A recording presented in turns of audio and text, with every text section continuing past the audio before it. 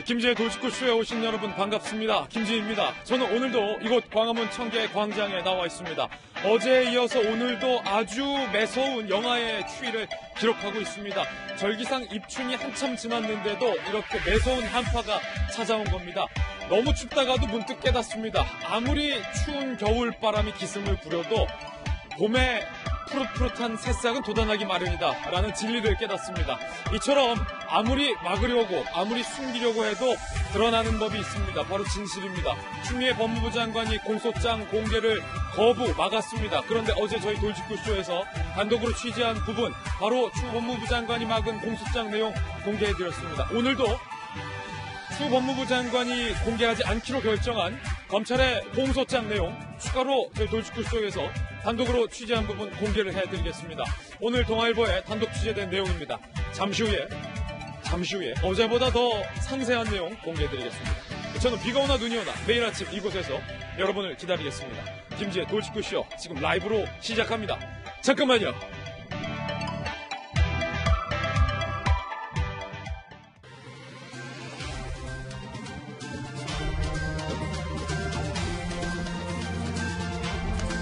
신문 읽어주는 남자입니다. 어제 저희 돌직구쇼에서 저희 동아일보와 채널A가 단독 취재한 부분, 바로 청와대의 선거 개입 의혹에 대한 검찰의 수사 내용이 담겨있는 공소장 내용에 대해서 저희 돌직구쇼에서 단독으로 보도를 해드렸습니다. 추미애 장관이 저희 보도 이후에 이 공소장 내용이 어떻게 유출됐는지 확인하겠다라고 밝혀서 지금 논란이 일고 있습니다. 오늘 저희 김진애 돌직구쇼에서는 어제 다 보도해드리지 못했던 새로운 공소장 내용, 추가적으로 단독 보도한 내용 오늘 상세하게 알려드리겠습니다. 국민들의 알 권리를 위한 판단이 우선이라는 생각을 저희들은 해봤습니다. 잠시 후에 이야기 나눠보겠고요. 오늘 조간신문도 어떤 뉴스 보도하고 있는지 함께 살펴보시죠. 먼저 동아일보입니다. 바로 이 부분입니다. 오늘도 어제에 이어서 공소장 내용 단독 보도하고 있습니다. 검찰, 대통령과 보좌진의 선거 중립이 더 요구된다. 공소장 첫 부분에 검찰이 이렇게 명백히 명시를 한 겁니다. 피의자로 분류되어 있지도 않은 대통령까지 검찰이 공소장에 언급한 까닭은 무엇일까요? 선거가 끝나고 검찰이 청와대를 향한 추가 수사를 예고하는 것 아니냐라는 분석도 오늘 동아일보는 하고 있습니다. A4 용지 71쪽 분량, 이 공소장 무려 A4 용지 71쪽 분량, 저희 동아일보가 입수를 했습니다. 기록된 혐의는 무엇일지 잠시 후에 저희 김진애 돌직구쇼에서 어제에 이어서 오늘도 추미애 법무부 장관이 막으려 했던 검찰의 공소장 내용 보도해드리겠습니다. 저희 돌직구쇼에서만 상세하게 들으실 수 있습니다. 다음 신문입니다. 이번엔 조선일보입니다. 신종 코로나 바이러스 소식 전해드리죠. 12번, 16번, 17번 감염자가 병원에 갔는데 병원에서 황당하게도 중국 안 갔다 왔네, 퇴짜를 놨다라는 겁니다. 병원에서 퇴짜를 놨기 때문에 12번, 16번, 17번 감염자는 본인이 신종 코로나 바이러스인 줄 모르고 지역사회에서 많은 사람들과 접촉을 하게 됐습니다. 질본 매뉴얼의 방역 구멍이라는 지적이 나오고 있습니다. 찾아온 감염자까지 돌려보낼 정도의 방역 수준, 과연 국민들은 어떻게 신뢰를 할 수 있겠냐라는 겁니다. 이와 관련돼서 조금 전에 뉴스 속보도 지금 들어와 있습니다. 19번 확진자까지 어제 나왔었는데 오늘 아침 4명의 확진자가 추가로 나왔습니다. 23명의 총 확진자가 나온 셈입니다. 잠시 후에 추가적인 4명의 확진자와 관련된 뉴스 속보도 상세하게 전해드리겠습니다. 다음 신문입니다. 이번엔 한국일보입니다. 한국일보는 오늘 추미애 법무부 장관을 향해서 매우 강도 높게 비판하고 있습니다. 홍철호 당선은 청와대 총괄 기획이다. 이걸 막으려고 추미애 법무부 장관이 무리수를 둔 듯하다. 이게 기사의 제목입니다. 추미애 법무부 장관이 무리수를 뒀는데 그 목적이 청와대가 홍철호 당선시키기 위한 총괄 기획사다 라는 것을 감추기 위해서다. 한국일보 매섭게 비판하고 있습니다. 추 장관을 향한 비판은 한국일보뿐만 아니라 각계에서 쏟아지고 있습니다. 진중권 전 교수는요, 추미애 법무부 장관이 스스로 참여정부의 성취를 무로 돌렸다라고 비판을 했습니다. 지금까지 조국 전 장관에 대해서 비판을 하지 않고 있었던 참여연대조차 이번에는 비판을 하고 나섰습니다. 잠시 후에 전해드립니다. 다음 신문입니다. 이번엔 경향신문입니다. 미국 대선 소식도 한번 볼까요? 오바마 때보다 더 젊은 돌풍, 세대 교체의 신호탄이 되나 경선 구도가 존 바이든이 빠진 샌더스 대 부티지지가 될지 주목이 되고 있습니다. 부티지지가 예상을 깨고 경선에서 지금 한 지역에서 1위의 결과가 나오고 있다는 겁니다. 물론 아직 다 개표가 되진 않았습니다. 선전할 것으로 예상했던 존 바이든 전 부통령은 4위로 떨어졌습니다. 이변이 나오고 있습니다. 제2의 오바마를 미국 언론들은 주목하고 있습니다. 다음 신문입니다. 이번엔 경제지 한번 보실까요? 한국경제 준비했는데요. 이상한 경험 한 번씩 있지 않으십니까? 은행 어플리케이션에 내가 자주 쓰는 아이디랑 비밀번호를 접속해서 들어갔는데 비밀번호가 다르다는 겁니다. 이거 참 이상하다 했는데 우리 은행의 돈 없는 일탈. 고객의 비밀번호를 은행원들이 도용하고 있던 사실이 적발됐습니다. 인터넷 모바일 뱅킹, 지점 직원들이 실적을 올리려고 2만 3천여 명 고객의 비밀번호를 직원들이 무단 변경했다는 겁니다. 직원들이 무단 비밀번호를 변경한 이유는 고객이 새로운 비밀번호를 변경했을 때 그게 실적으로 잡힌다고 하네요. 본인들의 실적 때문에 고객들의 비밀번호를 자기들이 임의로 변경을 한 겁니다. 지금까지 이런 의심이 드는 거예요. 내가 분명히 이 비밀번호가 맞았는데 오랜만에 들어왔더니 이 비밀번호가 아니래요. 혹시 이랬던 건 아닐까? 라는 의심이 더욱더 확산되는 대목입니다. 금융은 고객들의 신뢰가 생명입니다. 은행원들 스스로 그 생명을 저버린 겁니다. 지금까지 신문 읽어준 남자였습니다. 네, 오늘 아침 저와 함께 등판한 등판 선수들 소개해드리겠습니다. 앞으로 저희 돌직구쇼에서 이 신종 코로나 바이러스에 대한 전문가 의견을 들려주실 분을 소개해드립니다. 며칠 전에도 출연을 해주셨는데요. 고려대학교의 김정기 교수님 모셨는데 이분 같은 경우는 공부를 한 이유가 바이러스를 잡기 위해서 공부를 하신 분입니다. 고려대 약학대 바이러스 전공하신 김정기 교수님 앞으로 쭉 모시겠습니다. 그리고 서울시 정무부시장을 역임한 민주당의 김영주 전 의원님 나오셨고요. 그리고 비상대책위원 출신입니다. 이수희 변호사님 모셨습니다. 그리고 전직 앵커 출신 한양대학교의 장희영 교수님과 대한민국 심리학계의 대부 최창호 박사님도 나오셨습니다. 모두들 어서 오세요. 네, 오늘의 키워드도 3가지 준비했습니다. 하나하나씩 전해드리죠. 먼저 첫 번째 키워드는요. 제3국 신종 코로나 바이러스에 대한 공포감이 확산되고 있는데 이제 제3국으로부터 바이러스에 감염이 돼서 들어오는 사례까지 나오고 있습니다. 정확한 원인 규명은 더 해봐야겠지만 공포감은 확산되고 있는 이유입니다. 두 번째 키워드는요. 무리수. 추미애 법무부 장관이 제대로 무리수를 뒀다. 비판이 쏟아지고 있습니다. 오늘 저희 김진애 돌직구쇼에서는 추미애 법무부 장관이 맡고 있는 검찰의 공수장 내용을 어제에 이어 추가로 단독 보도해드립니다. 세 번째 키워드는 3번입니다. 과연 황교안 당대표가 추진하고 있는 미래한국당이 위성정당 3번 번호를 획득할 수 있을까요? 잠시 후에 총선 알림판에서 상세한 뉴스를 전해드리겠습니다. 김지혜 돌직구쇼 오늘 탑뉴스로 시작합니다.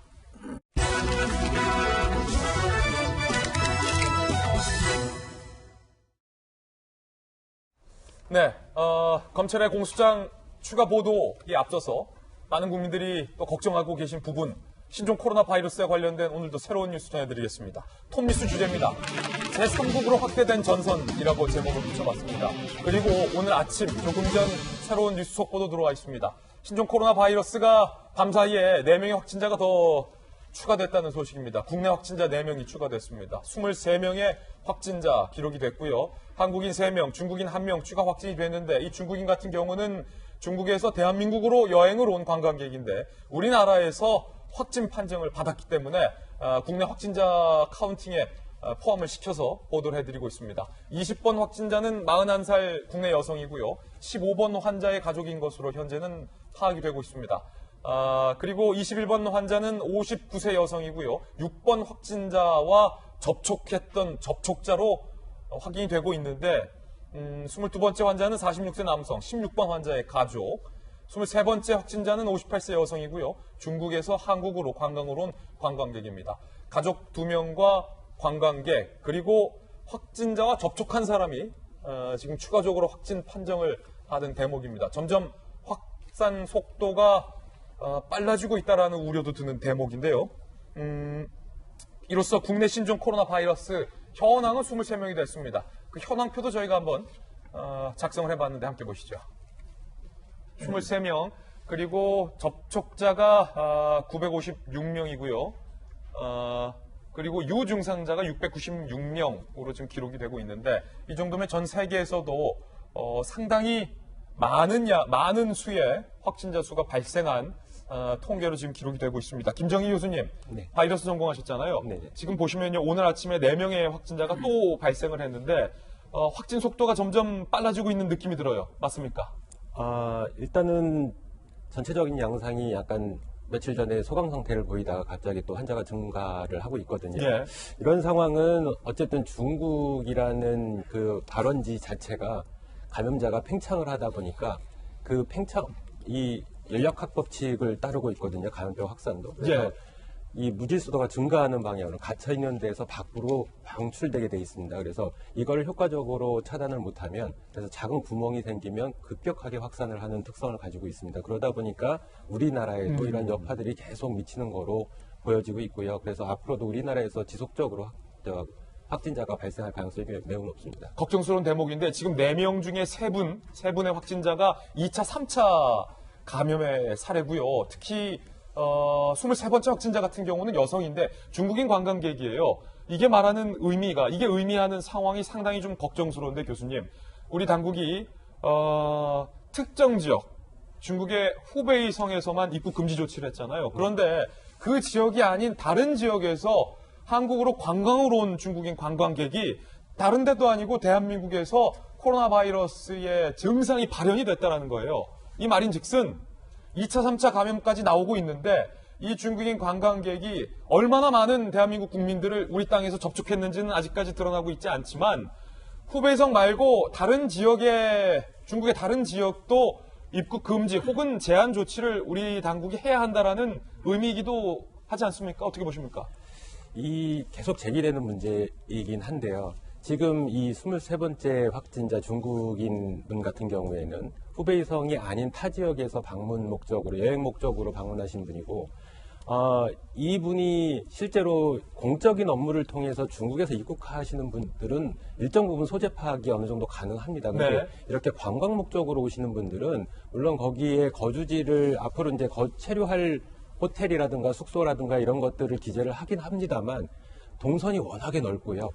관광을 왔기 때문에. 그리고 이분들은 소재 파악이 잘 안 되는 경향이 있습니다. 그래서 예. 계속 제기되는 논란이긴 하지만 이 후베이성 이외의 중국 타 지역도 일정 부분 조치를 취해야 된다라는 거에 이제 어떤 힘을 실어주는 근거가 되기도 하고, 또 하나는 지금 우리나라에서 제3국에서 감염돼서 들어오신 분들 있지 않습니까? 그렇습니다. 네, 거기 지금 보면은 싱가포르나 일본이든 태국이든 이 감염자 확진자 수가 한 20명에서 30명 정도 수준이거든요. 예. 근데 중국에서 지금 확진자 현황을 보면 적게는 수십 명, 많게는 수백 명. 예. 이 지역이 후베이성 이외의 지역이거든요. 그러니까 일본, 태국, 싱가포르랑 비교도 안 된다. 네네. 그러니까 중국의 후베이성 이외의 타 지역에서도 더 높은 비율을 가지고 우리나라로 이 감염된 분들이 입국될 가능성이 굉장히 높다, 이렇게 판단을 하고 있습니다. 예, 바로 이게 국민들이 우려하는 대목이었는데요. 정부에서 후베이성 이외의 다른 지역으로의 입국 금지 확대는 없다라고 밝히고 며칠이 지나서 지금 후베이성 이외의 다른 지역에서 온 중국인 관광객 여성이 대한민국에서 신종 코로나 바이러스의 증상이 발현이 된 사례가 오늘 아침에 바로 나왔다는 겁니다. 국민들의 걱정 높아질 수밖에 없습니다. 방금 김 교수님 말씀 주신 것처럼 일본과 태국, 싱가포르, 이제 다른 제3국에서의 과연 이 유입 어떻게 막을 수 있을 것인가 라는 과제까지 오늘 제기되고 있는 상황인데요. 19번째 확진자는 국내 대한민국 국민인데 송파구 주민인 것으로 드러났습니다. 함께 보시죠. 사실은 이 일대에 살고 계시는 주민분들은 걱정스러울 수밖에 없는 대목입니다. 서울, 그것도 강남, 송파구에서 확진자가 나왔다는 것은 인구 밀도가 상당히 높거든요. 송파, 강남, 서초 이쪽이요. 강남 3구 첫 확진자로 나왔기 때문에 상당히 우려스럽고요. 19번 확진자, 36살입니다. 36살이면 얼마나 건강합니까? 30대 중반의 남성, 얼마나 건강합니까? 사실은 신종 바이러스에 무력할 수밖에 없다는 거예요. 서울 송파구에 거주하고 있는 것으로 확인됐고, 지난달 18일에서 23일 직장 동료인 17번 확진자와 싱가포르 컨퍼런스에 같이 참석을 했고요. 말레이시아인과 함께 식사를 했는데 하필 그분이 확진자였던 거예요. 알고 먹었겠습니까? 모르고 먹었겠죠. 해당 컨퍼런스는 우한 출신 중국인도 참석을 한 걸로 확인이 됐습니다. 그제 자가격리 전까지 열흘 넘게 활동을 한 것으로 지금 나와 있습니다. 열흘 넘게 서울 송파구에 사시는 이 19번 확진자가 열흘 넘게 어디에서 어떤 동선으로 누구를 만났는지 아직까지는 드러나지 않고 있지만 송파구에 거주하고 있기 때문에 송파구 일대의 본인들의 지인들 혹은 송파구 일대에서 본인이 활동했던 활동 반경을 보였을 가능성이 현재로선 매우 큰 상황입니다. 과연 이분이 누구를 접촉했는지 얼마나 많은 밀접 접촉사를 기록하고 있는지는 아직까지 나오지 않고 있는 상황이고요. 송파구뿐만 아니라 17번 확진자가 KTX를 타고 대구를 방문했던 경로도 오늘 드러나고 있습니다. 함께 보시죠. 17번 확진자 서울대 KTX 타고 대구에서 이틀 묵었다. 서울역에서 동대구역까지 KTX 타고 이동하고 대구 수성구 본가로 택시 타고 이동을 했고요. 대구 북구에 처가 이동할 때 주유를 했고요. 대구역까지 택시를 또 타고 서울로 다시 SRT를 타고 귀가를 한 동선이 드러났습니다. 저도 사실은 처갓집이 양가가 다 대구거든요. 처갓집에 장인 장모님 다 대구라서 명절 때는 대구를 가는데 이분도 대구를 갔군요. 접촉한 가족, 본가, 부모, 부인, 자녀 등 5명, 처가 7명, 총 12명.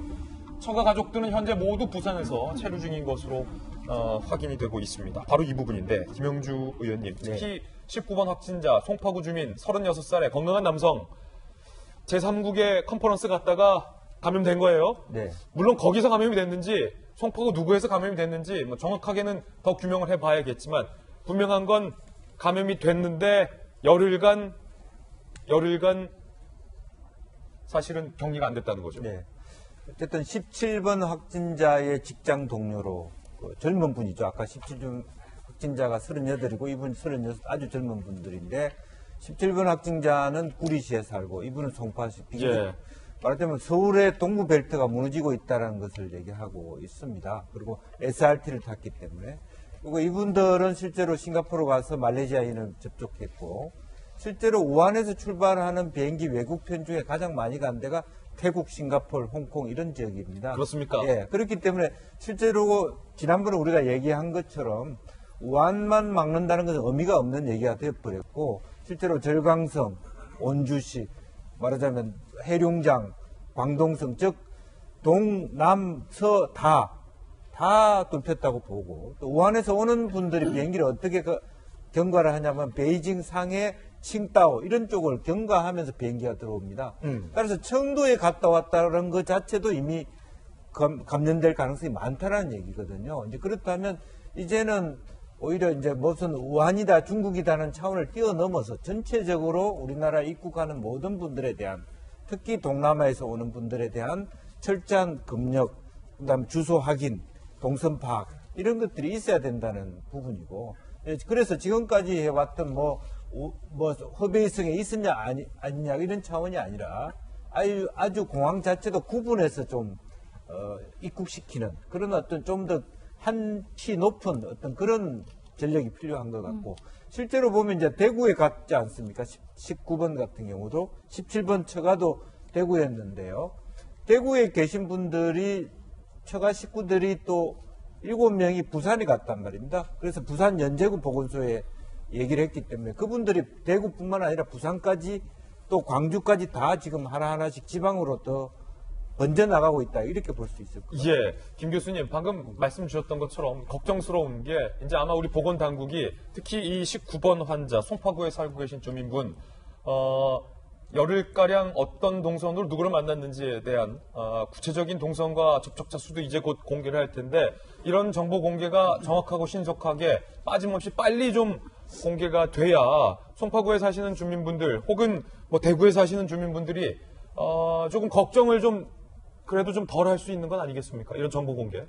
정보 공개가 투명해야 되는 것은 맞습니다. 왜냐하면 지금 그 보건당국에서 발표하고 있는 정보 공개는 며칠 날 어디 방문 이렇게만 나와 있지 정확한 시간이 나와 있지 않습니다. 예. 그러다 보니까 그럼 그날 그 지역에 있던 사람들은 다 공포에 떨어야 되느냐, 아니면 지금처럼 오늘도 날씨가 굉장히 추운데 감기와 독감이 유행하는 시기고 지금처럼 온도가 급격하게 낮아지면 감기에 걸릴 확률이 굉장히 높습니다. 이 경우에 신종 코로나하고 구별이 안 되기 때문에 예.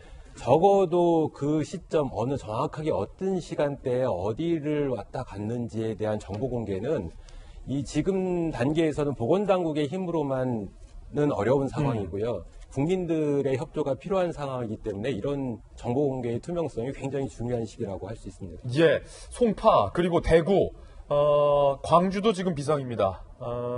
광주의 모뇨 환자 접촉자가 272명. 이른바 이 병원, 특정 병원의 공포감이 확대되고 있습니다. 함께 보시죠.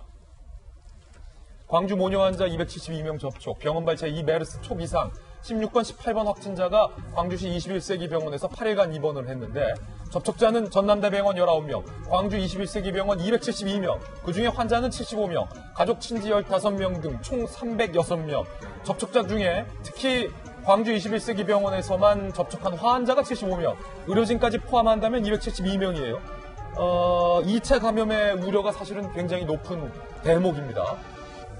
특히 이 21세기 병원 같은 경우는 코호트 격리가 지금 들어갔어요. 병원뿐만 아니라 환자, 의사, 간호사 모든 의료진까지 지금 격리가 되는 조치가 취해지고 있는 상황입니다.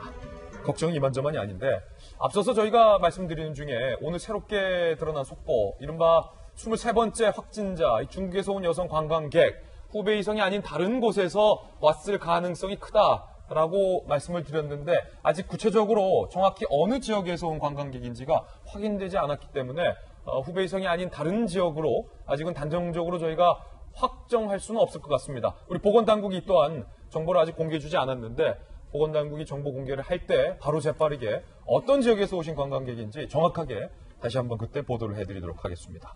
지금 논란은 우리 보건당국이 제발로 찾아온 확진자도 돌려보냈다는 겁니다. 일단 보건당국의 설명부터 들어보시죠. 현재의 지침으로는 이제 중국을 다녀오시지 않으면은 코로나를 의심하는 그런 사례정에 들어가지 않다 보니까 기계적으로 일단 답변을 드렸다라고 판단을 하고 있습니다. 보건당국 스스로 기계적인 답변을 드렸다라고 해명을 한 사건이 발생한 겁니다. 함께 보시죠.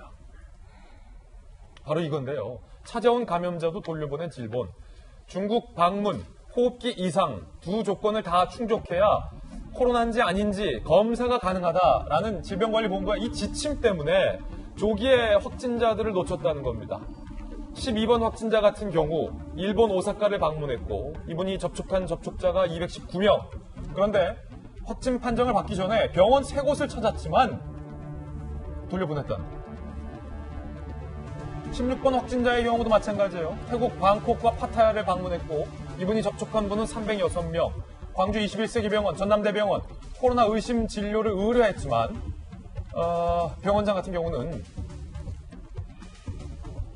16번 코로나 바로 의심을 했는데 정부가 퇴짜를 났다라고 지금 얘기하고 있어요. 질병관리본부의 저 지침 때문입니다. 중국 안 갔네. 태국, 중국 안 갔지 않나요? 검사도 못 받겠다. 또 있습니다. 17번 확진자의 경우도 싱가포르 방문했어요. 접촉자 조사 중에 확진 전에 병원 3곳을 가졌고 약국 2곳도 찾았지만 단순 발열로 다 판단을 했다라는 거예요. 신종 코로나 질병 검사조차 못 받았다. 김정인 교수님, 이런 부분들이 사실은 우리 질병관리본부가 놓치는 부분이에요. 네, 맞습니다.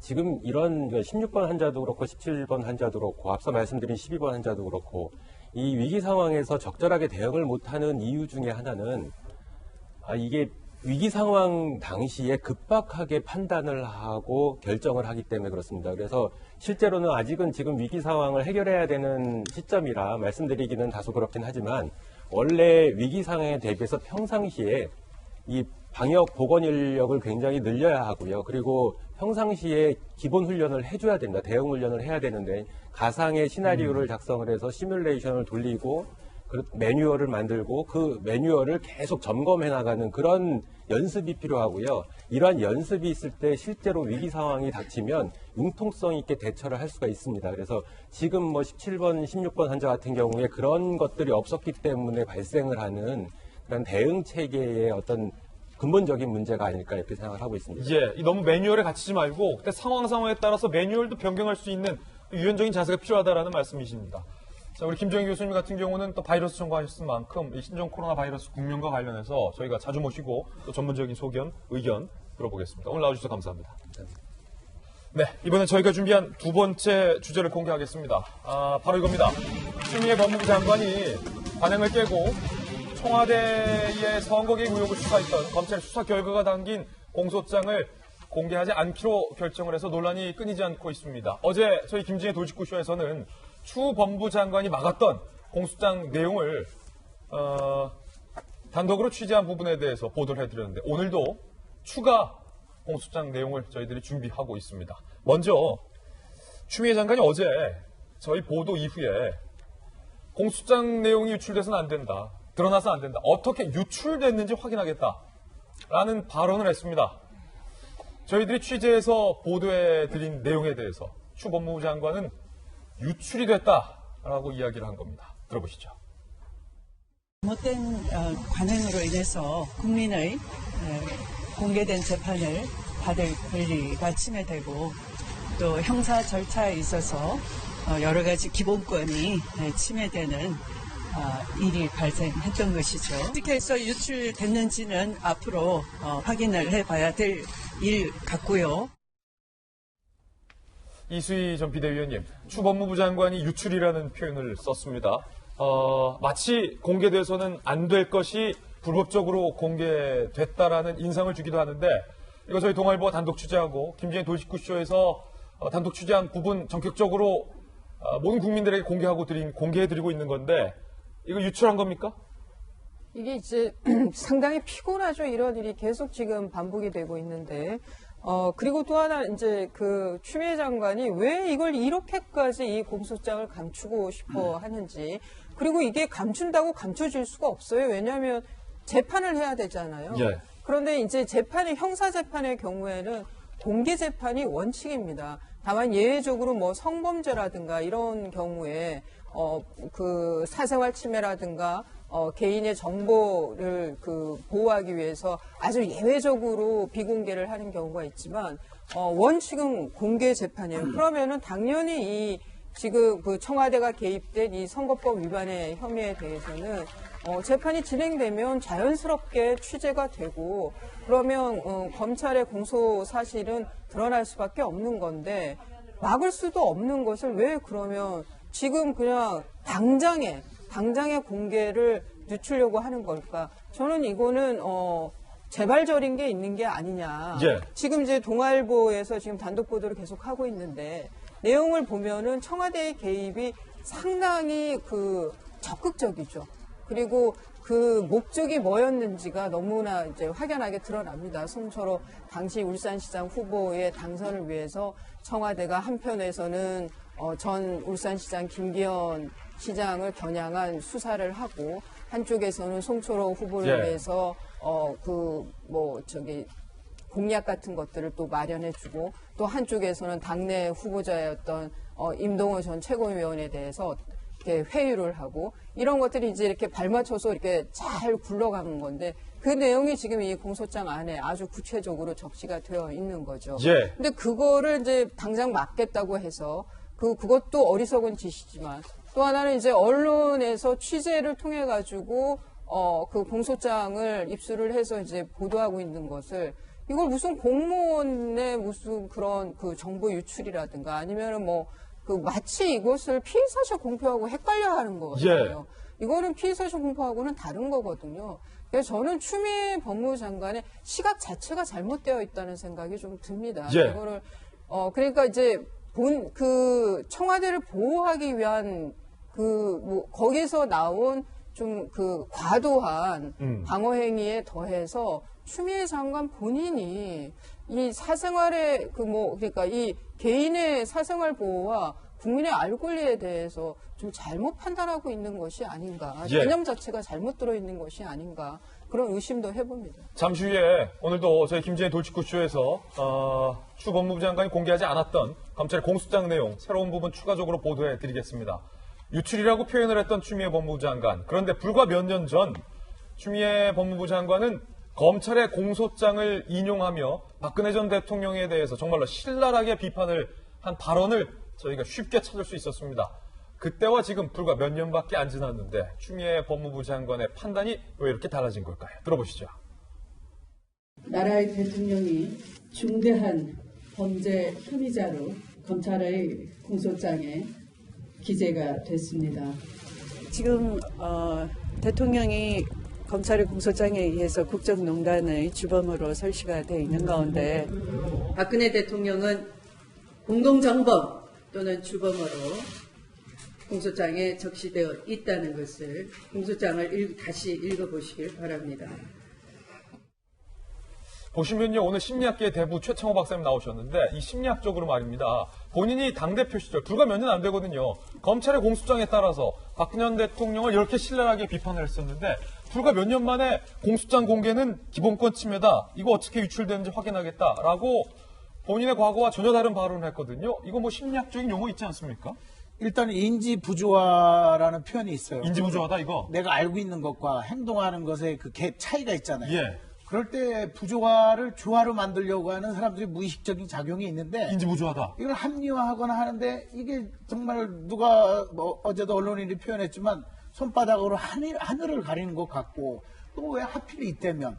근데 저는 지금 추미애 장관도 그렇고 조국 전 장관도 그렇고 머피의 법칙을 유난히 많이 따르는 것 같아요. 예. 머피의 법칙은 뭐예요? 시간적으로 앞선 사건이 나중에 사건의 원인이 된다라고 착각하는 논리의 오류거든요. 예. 그러니까 그냥 우연히 앞에 있었을 뿐이지 내가 의도한 것은 아니다. 그걸 가지고 인과관계를 자꾸 이야기하려고 하지 마라 하지만 결국은 그런 게 누적되면 상관관계도 인과관계로 발전할 수 있는 예. 거거든요.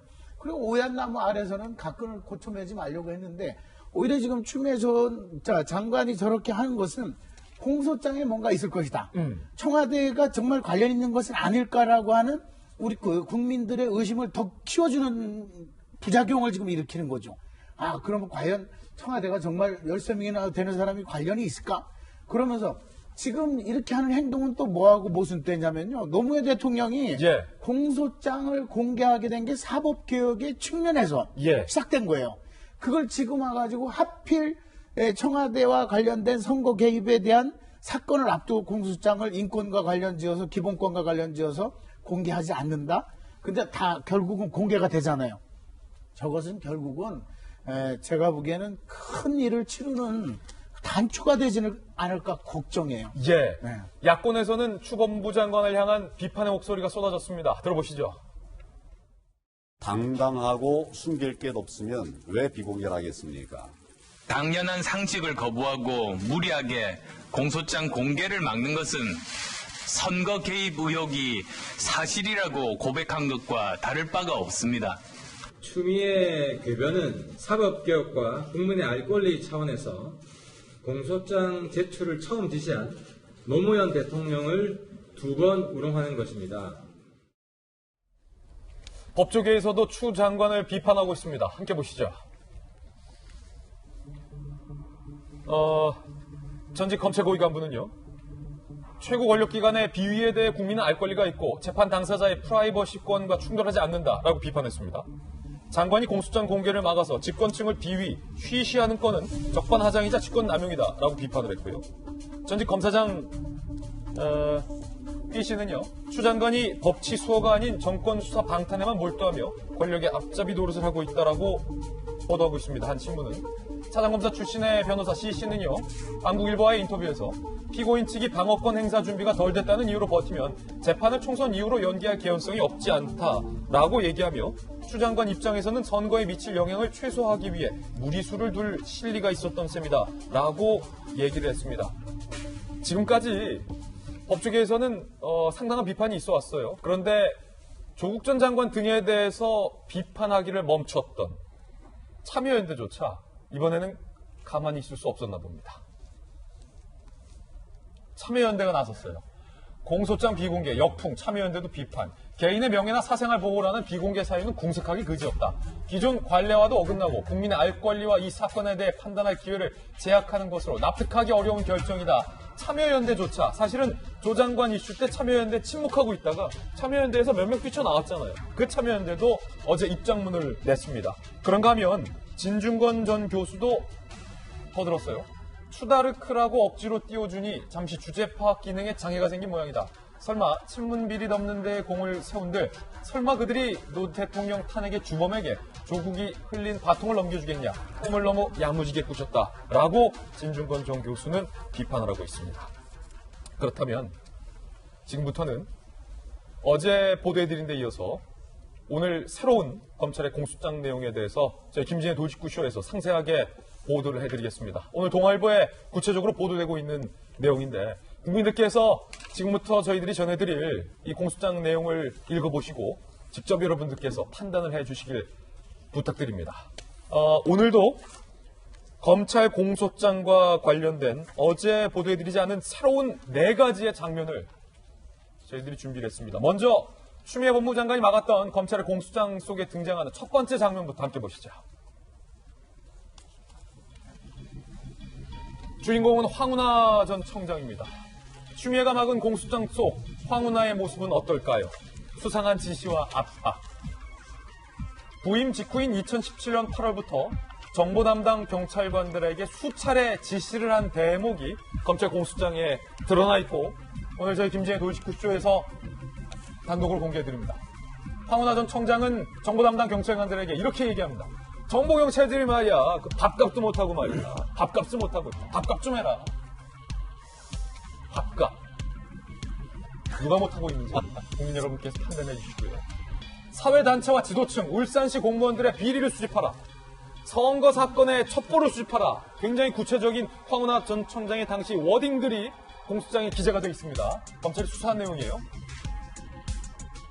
2017년 9월 황운하 전 청장이 송초로 당시 후보와 저녁 식사하면서 송초로 후보가 그 김기현이에 대해서 수사를 적극적으로 해보소라고 지시했다는 부분 어제 저희가 단독 보도해드렸는데 그 이후에 황 전 청장이 수사팀에게 했던 지시 내지 압박에 대해서 검찰 공소장에 이렇게 나와 있습니다. 시장과 국회의원 등 친인척 비리 사정 활동을 강화하라. 이게 보면 시점이요. 송초로 당시 후보와 저녁 식사 이후 송초로 시장이 김기현이에 대해서 적극적으로 수사하라 라고 얘기했다라는 그 저녁 식사 이후에 나온 액션들입니다. 특히 청와대 하명 사건 수사를 열심히 하라 라고 수사팀에게 얘기를 했는데 흥미로운 부분은 황운하 전 청장 본인이 하명 사건 수사라는 단어를 스스로 썼다라는 게 상당히 역설적인 대목입니다. 수사팀이 황 전 청장에게 만류를 합니다. 아니 청장님 이거 선거 앞두고요. 정치적으로 이용될 수 있기 때문에 수사 착수는 부적절합니다. 라고 이른바 반기를 들은 거예요. 할 만한 거예요. 돌직구 날린 거예요. 그 수사팀에게 황 전 청장이 좌천성 발령을 내렸다. 라고 검찰은 공소장에 수사를 했습니다. 최진영 변호사님 나오셨는데 황운하 전 청장의 구체적인 발언들 검찰에 있는 공소장에 나온 내용들입니다. 저희들이 다 보도를 해드리고 있는데 이 중에서 주목할 부분이 그 하명 수사라는 용어를 썼다는 부분. 그렇습니다. 사실 작년 12월 2일인 것으로 기억나는데요. 그 당시에 이제 울산의 하명 수사와 관련해서 의혹이 보도가 되자 청와대 고민정 대변인 같은 경우에는 하명 수사 같은 것 한 적이 없다. 우리는 적법 절차에 따라서 모든 것을 했고 실제로 그 수사도 다 끝나고 난 다음에 보고받았다. 그 횟수도 8번 정도밖에 되지 않는다. 이렇게 청와대에서 얘기한 적이 있습니다. 그렇지만 그 내용이 이번 공소장과 거의 180도 배치되고 있다는 것이 나오고 있는데요. 하명수사라는 단어가 어떻게 나왔냐 했더니만 다른 곳에서 검찰에서 만들어내는 것이 아니고 오히려 황운하 청장이 직접 했다라는 것에서 지금 앵커가 얘기하는 것처럼 굉장히 역설적인 것 같은데요. 본인들 스스로 하명, 어디서 하명이죠? 울산경찰청장이 지금 하명을 어디서 받겠습니까? 결국 청와대에서 받은 하명 수사일 수밖에 없는 그 내용인 것 같은데 정보경찰이 밥값을 못하는 것이 아니고 오히려 그 당시 정보경찰은 제대로 밥값을 하고 있었는 거죠. 왜냐하면 수사하면 민간에서 안 된다. 잘 하면 안 되는 것이니까요. 청장님, 지금 선거 앞두고 있는데 그거 수사하면 안 됩니다. 그렇죠. 그렇게 얘기를 했다는 거예요. 청장님, 선거 앞두고 민감한 것을 하면 안 된다라고 얘기를 했고, 더불어서 그런 말만 했는 것이 아니고, 오히려 지금 그 김기현 그 검찰, 그 당시 시장 측에 대해서 고소하고 협박했다고 하는 사람들이 무슨 말을 했다고 하냐면은, 이게 황운하를 통해서 이게 하명이 왔는데 거기에 통해서 고소를 하면은 이거 다 해결될 것이니까 걱정하지 마라고 얘기했다는 그런 보고서까지 황운하 청장이 올렸는데 그것도 무시해버렸다는 거예요. 결국 누가 밥값을 못한 것이죠? 그 밥값이 누구 거죠? 국민의 세금 아닙니까? 국민의 세금을 주고 제대로 경찰을 해라고 했더니만 오히려 선거를 개입을 했다고 하면은 그 밥값을 누가 잘하고 누가 못했는지는 국민들이 명확한 것 같은데요. 저도 정말 깜짝 놀라는 것이 더불어서 그렇게 하면서 직접적이고 집중적으로 수사를 해달라고 부탁을 받았는데 그러니까 어떻게 됐냐면은 압수수색 영장을 4번이나 신청하게 했는 겁니다. 집요하고 집중적으로 해달라는 부탁에 그대로 부응을 했고 실제로 어떻게 됐죠? 선거에서는 문재인 대통령의 30년 직위가 당선됐고 그렇게 되니까 황운하 당시 울산경찰청장은 어디로 갔죠? 본인의 고향인 대전경찰청장으로 간 다음에 이번에 민주당 예비후보로 등록을 하면서 선거에 나오고 있습니다. 선거에 개입해서 민주주의의 꽃을 꺾었다는 의혹을 받은 사람이 본인의 무고함을 주장을 하면서 선거에 나왔다는 이 아이러니를 어떻게 우리가 해석을 해야 되는지 정말 국민들은 혼란스러워하는 것 같습니다. 이제 판단은 국민 여러분들께서 잘 해주시리라 생각을 하는데 장혜영 교수님 중요한 건 흥미로운 건 황운하 전 청장이 수사팀에게 이른바 수차례 밥값 좀 하라라고 압박을 하면서 시장, 공무원들 관련된 첩보를 캐와라라고 압박을 하잖아요. 수사팀의 만류에도 불구하고 좌천성 발령까지 내면서 그런데 이 지시가 검찰 공소장에 따르면 바로 어떤 사건 직후냐면 송초로 당시 그냥 변호사, 송초로 선거에 곧 나갈 후보와 황운하 전 청장이 저녁 식사를 하면서 송초로 후보가 그 김경희에 대한 수사 좀 적극적으로 하소라고 얘기를 했다라는 검찰 공소장에 나오고 있는 그 중요한 사건 이후에 이런 일들이 벌어진다는 게 시점이 좀 흥미로워요. 그리고 그 이전에 송초로 시장에게 황운하를 좀 만나봐라 라는 이야기가 있었고 그 이후에 만나서 이런 일이 벌어지는 것 그리고 그 당시 송초로 현 시장은 그 당시 뭐 김기현 시장과의 어떤 이런 것 때문에 고민을 하고 있었고 그 부분에 대해서 황운하를 만나면 무언가 해결될 것 같은 황운하 전 청장은 근데 또 여기에 대해서 밥값을 하라라는 그 밥값이 저도 사실 많이 걸렸어요. 밥값 여러 값이 있잖아요. 뭐 떡값도 있고. 그리고 본인이 밥을 준다고 생각하는 아까 말씀하신 대로 밥 자체는 사실은 국민들의 세금으로 받는 건데 밥값 똑바로 해라라는 말은 국민이 할 수 있는 말이거든요. 근데 정보 경찰이 밥값 못하고 저 부분이 지금 사실은 이번에 그 검경 수사권 조정하고 나서도 계속 논란이 되고 있는 부분이에요. 정보 경찰을 더 강화하는 것이 과연 맞느냐? 지금 무엇보다도 오히려 또 경찰이 이 권력을 어떻게 잘 활용할지에 대해서 지금 시시비비가 있는 이 과정에 근데 지금 딱 그 부분이 지적이 나왔잖아요. 정부 경찰 그리고 지금 돌아가고 있는 것들 가장 그 정부의 높은 분들이 의심받고 있는 이 상황에 아주 예외적으로 공소장을 비공개를 하면서도 인지 부조화 때문인지 이런저런 합리적인 이유들을 갖다 붙이고 있는 이런 현재 상황들을 봤을 때 그게 언제부터 시작됐느냐. 저는 사실은 지금 이 대화 내용을 보면서 어쩌면 지금의 현실이 그때부터 이미 시작되고 있었다라는 아찔한 생각까지 듭니다. 이제 공소장에 나온 두 번째 장면도 바로 소개를 해드리겠습니다. 청와대 문행정관이 크게 논란이 된 바 있습니다. 이른바 울산에서 올라온 첩보를 윗분이 보기 좋게 정리만 해서 준 것뿐이다. 고민정 대변인이 이렇게 얘기한 바 있는데요. 과연 윗분이 보기 좋게 정리만 한 수준인지 아니면 검찰이 생각하고 의심하는 것처럼 각종 첩보를 더해져서 생산을 한 내용인지 그 한 대목이 공소장에 나와 있습니다. 함께 보시죠. 바로 이 부분이에요. 추미애 막은 공소장 속에 등장하는 문 행정관의 수상한 문서 가공, 청와대 하명 수사의 단초가 된 김기현 측근의 비리 첩보 수정 내용입니다. 이 첩보 내용, 이 보고서가 결국은 다시 울산으로 내려가서 수사가 시작이 된 거예요. 그 단초. 보면 처음에 청와대는요. 문 행정관은 보고서에 새로 추가한 것이 없다라고 공식적으로 해명을 했습니다. 그런데 처음에 청와대에 들어왔던 문서의 제목은요. 청와대 진정사건이었습니다. 그런데 이 문 행정관이 제목을 바꿉니다. 토착업체 유착 의혹으로 제목을 바꿨고요. 그 대목에는 김기현 측근이 누군가와 골프를 치고라고 보고서가 올라왔는데 문 행정관은 골프 접대 및 금품을 수수하고 라고 전혀 다른 내용을 추가해서 수정한 대목이 검찰 공소장에 나옵니다. 예컨대 제가 골프 칠지도 모르지만 최진영 변호사랑 같이 골프 쳤다. 김진희 최변이랑 골프 쳤대. 이거를 김진희 최변에게 골프 접대 받고 금품을 수수했대. 전혀 다른 국문이거든요. 이렇게 됐다. 검찰 공소장에 이렇게 나와 있고요. 문 행정관은 지역업체의 이용을 권유했다라고 올라왔던 보고서에서 건설사에 압력을 줬다라고 표현을 덧붙인 것이 나왔습니다. 청와대 해명과는 적어도 상당히 다르다라는 생각이 드는 대목입니다. 이수희 변호사님, 지금 청와대 해명은 이 청와대 문 행정관이 단순히 문건을 받아서 그냥 전달한 거다라고 해명을 했잖아요. 그런데 지금 보면 딱 3가지 부분만 봐도 청와대 해명과는 좀 뭔가 다르다? 좀 의아스러워요? 그러니까 의도가 보이는 거죠. 이 수정과 추가를 한 것이, 그러니까 이제 대표적인 게 제목부터가 확 티가 나요.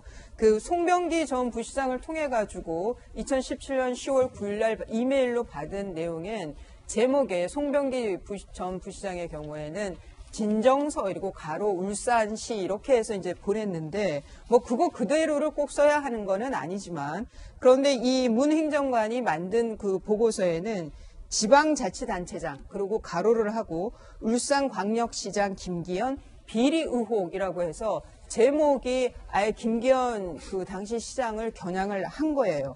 그렇게 하면서 이제 소제목으로 지역 토착업체와의 유착 의혹이라고 되어 있습니다. 이것은 제가 보기에는 하명 수사를 하려고 애초에 그런 의도 하에서 만들어진 보고서다라는 생각이 들고요. 거기에 이제 우리가 보통 뭐 조서를 꾸민다 이런 표현을 쓰는데 이게 전형적으로 꾸민 거죠. 이렇게 이제 꾸민 거다. 꾸민 거고, 또 하나는 말씀하신 대로 골프를 친 거하고 골프 접대 및 금품 수수를 한 거는 사실관계 자체를 또 완전히 바꾼 거죠, 저거는. 그러면은 당시 이제 당시는 아니죠. 최근에 문제가 됐을 때 고민정 청와대 대변인이 추가하거나 수정한 거는 없다 그랬어요. 그냥 보기 좋게 그냥 편집이라는 말을 썼었는데 저거는 편집 수준이 아닌 거죠. 새로운 내용을 가공해서 넣은 거고, 그러면 이제 여기서부터 이 하명 수사의 시작이라고 봐야 한다면 저는 하명 수사를 이 문 행정관이 어떤 경위이든 여하튼 하명 수사를 애초에 생각을 하고 그 의도 하에서 만들어진 보고서다라고 보는 것이 더 적절할 것 같습니다. 예. 저는 이걸 보면서 사실은 이게 막 흥분해서 화가 난다기보다 이제는 좀 많이 우려스러워요. 지금 사실 저는 저걸 조작이라는 표현을 저럴 때 쓰는 것 같거든요. 내용을 조작한 거잖아요. 기존 어떤 내용을 조작을 한 것이고 그거를 짜 맞춘 게 바로 지금 계속 수사를 받고 있는 청와대 관계자들이 하는 이야기가 조작된 짜맞추기식 검찰 수사에 이런 이야기를 하고 있는데 정작 지금 드러나고 있는 건 당신들이 조작과 짜맞추기를 하고 있어요. 앞서서도 황운하 울산 청장 일대 하명 수사 집중 수사에 본인이 지금 송철호 시장 만나가지고 뭔가 하명을 받고 본인이 하고 있는 자신을 돌아보지 않고 하명 수사회라고 하는 본인이 지금 하명 수사를 하고 있는 거잖아요. 어쩌면 이게 정말로 되게 이건 인지부조화를 넘어서서 어떻게 이렇게 한 사람이 같은 생각을 이렇게 정반대로 자신에게 적용을 할까, 이게 두려울 정도이거든요. 게다가 지금 이게 자꾸 제가 지금 왜 걱정이라는 표현을 쓰냐면 자꾸 청와대 쪽을 향하고 있는데 그걸 막을 만한 어떤 정직한 대안이 나오는 것이 아니라 점점 점입가경으로 좀 대응하는 수위가 말이에요. 너무나 자꾸 눈 가리려고 그러고 억지를 쓰다 보니까 예전에는 뭐 보수 언론이 이런다라는 표현을 써서 요즘에는 진보 언론들이라고 하는 일컫는 언론들도 보세요. 기사 어떻게 나오는지. 이거는 일부 보수 언론의 억지가 아니라 지금은 국민들의 여론도 변하고 있고 심지어는 뭐 노 전 대통령 뭐 이렇게 사진 쓰고 이런 분들까지도 지금 이건 아니지 않나라는 인지부조화를 느끼고 있는 상황이거든요. 그러니까 이런 것들, 아까 조작자 맞추기, 하명 이런 것들의 단어가 어떻게 여기선 이렇게 쓰이고 여기선 이렇게 쓰일까에 대한 고민을 같이 좀 해봐야 그나마 좀 출구가 나올 수 있다는 조언 좀 드리고 싶습니다. 저희 내용, 보도 내용 많은 분들이 지금 보고 계실 텐데 한번 생각을 해보십시오. 황운하 청장이 이렇게 지시했다. 그리고 문 행정관이 이렇게 문서를 고쳤다. 라는 공소장 부분을 왜 추미애 법무부 장관이 공개하지 않기로 결정을 했는지 수많은 비판을 받으면서 추미애 법무부 장관이 이 내용은 막아야겠다라고 판단한 이유가 무엇일지 상당히 궁금해지는 대목인데요. 저희들이 준비한 공소장 세 번째 장면입니다. 이번엔 송병기 부시장이 나옵니다. 추미애가 막은 공소장 속 송병기의 수상한 자료 요청이라는 제목이에요. 시점을 주목해 주십시오. 2018년 1월이에요. 이때는 송병기 전 울산부시장이 울산시 공무원 생활을 마치고 송초로 캠프로 들어가서 활동을 했던 캠프 인사였어요. 모 인사가 캠프장에서 만난 사람에게, 캠핑장에서 만난 사람에게 들은 얘기를 행정관들이 적은 거다라고 청와대 모 인사가 얘기를 했다가 정말로 많은 비난을 받지 않았습니까? 캠핑장이 아니라 선거 캠프였다. 그 당사자가 송병기 부시장으로 드러나면서 만천하에 공개가 됐죠. 어쨌든 시점은 그때라는 겁니다. 그런데 이 송병기 당시 캠프에서 활동했던 캠프 인사가 울산시의 공무원에게 메시지를 보냅니다. 누구누구야? 시 주간, 시 월간 업무 보고 자료 좀 보내줄래? 나한테? 그러자 울산시 공무원이 국장님 말씀하신 대로 자료 만들어서 보냅니다. 출력물은 어떻게 할까요? 송초로 캠프 당시에 시 내부의 문건을 받아서 송초로 후보의 공약을 수립했다. 송초로 후보의 토론회 준비 등을 활용을 했다라는 정황으로 그 증거로 검찰이 바로 송병기 부시장과 울산시 공무원이 나눴던 대화를 복원을 해서 공소장에 기재를 한 겁니다. 김용주 의원님, 이 부분 어떻게 봐야 됩니까? 이제 공소장에 의하면은 이제 2018년 1월부터 4월 총선 앞까지 8차례에 걸쳐서 여러 가지 이메일이나 사진 촬영을 통해서 그때그때 매달 연초가 되면 막 뭐라면 시 나름대로의 과제를 설정하지 않습니까? 종합 보고가 이루어지고 그때그때 여러 가지 어떤 프로젝트에 대한 것인데 그 자료를 다 이렇게 카톡 사진으로 촬영해서 카톡으로 보내준다든지 이메일로 보내줘서 실제로 그걸 가지고 송초로 후보가 토론회 때 공격할 포인트도 찾고 말해 공격의 논리를 개발하는 데 썼다는 부분이거든요. 이제 법적인 부분은 어찌 될지 모르겠습니다만은 8차례에 걸쳐서 이렇게 한 것이 이제 자기 개인의 어떤 송병기의 사조직이 있어요.